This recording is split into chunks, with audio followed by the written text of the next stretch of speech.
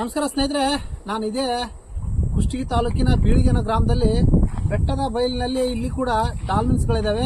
ಆದಿಮಾನವನ ಶಿಲಾ ಸಮಾಧಿ ಸ್ಮಾರಕ ಇದೆ ಅಂತ ಮಾಹಿತಿ ಗೊತ್ತಾಯಿತು. ನಾನು ಕಬ್ಬರಿಗೆ ಜಾತ್ರೆ ನೋಡಿಕೊಂಡು ಸ್ನೇಹಿತರಾದ ಪ್ರವೀಣ್ ಗೌಡ್ರ ಜೊತೆ ಹಾಗೆ ಅವ್ರ ಸ್ನೇಹಿತರ ಜೊತೆಗೆ ಬಂದಿದ್ದೀನಿ.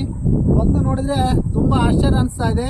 ಇಲ್ಲಿ ನನ್ನ ಹಿಂದೆ ನೋಡ್ತಕ್ಕಂಥದ್ದು ಶಿಲಾ ಸಮಾಧಿ ಸ್ಮಾರಕ.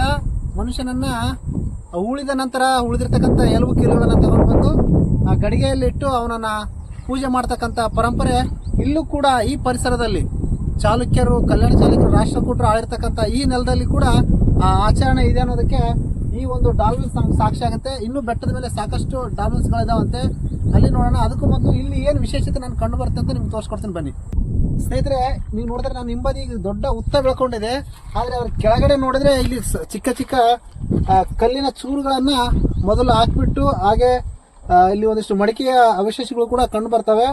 ಬಹಳಷ್ಟು ವಿಶೇಷ ಅನಿಸ್ತಾ ಇದೆ ಈ ಶಿಲಾ ಸಮಾಧಿ ಸ್ಮಾರಕ.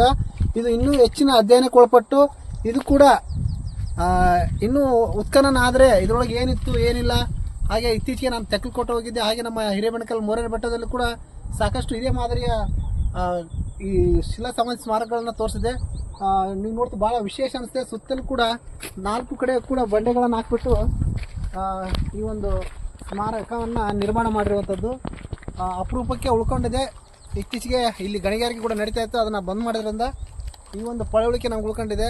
ಇನ್ನೂ ಹೆಚ್ಚಿನ ಅಧ್ಯಯನಕ್ಕೆ ಯಾರಾದರೂ ಆಸಕ್ತಿ ಇದ್ದರೆ ದಯವಿಟ್ಟು ಬಂದು ಈ ಶಿಲಾ ಸಮಾಧಿ ಸ್ಮಾರಕಗಳನ್ನು ನೋಡ್ಬೇಕಂತ ಕೇಳ್ಕೊತಾ ಇದ್ದೀನಿ.